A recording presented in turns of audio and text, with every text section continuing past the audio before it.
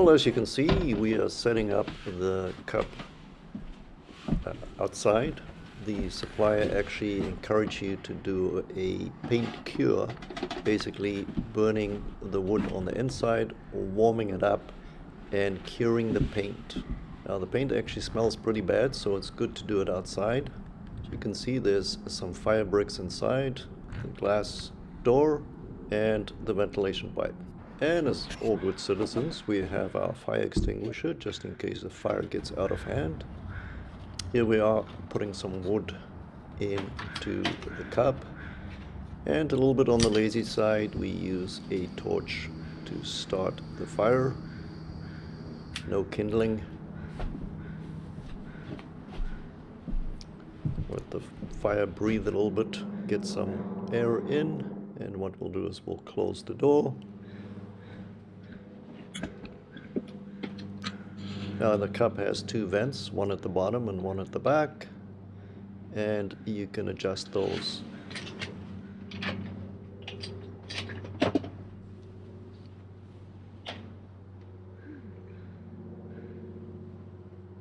We're burning cut-offs from my workshop. Those are all hardwood cut-offs.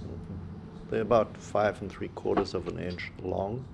That's a good optimal fit within the little stove.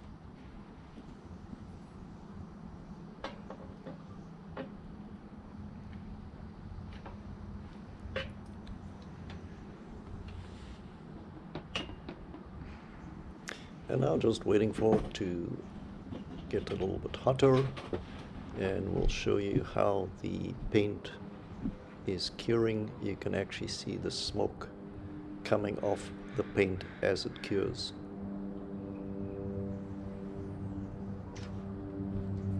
Now we have a good little fire going. You can see a little bit of smoke coming off from the top. We'll zoom in and you will actually see how the smoke actually comes off the paint as it cures.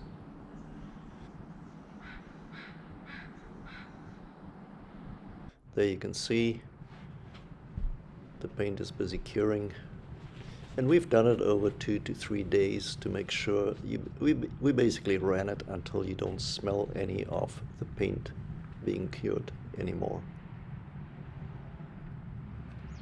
So we'll use this as our secondary heat, a dry heat in our ambulance.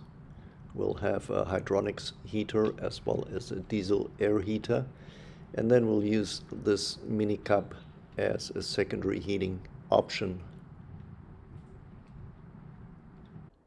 Second day we decided to try out our little coffee pot, put it on the stove. It takes about 40 minutes to get hot water, and that little pot can make 2 cups.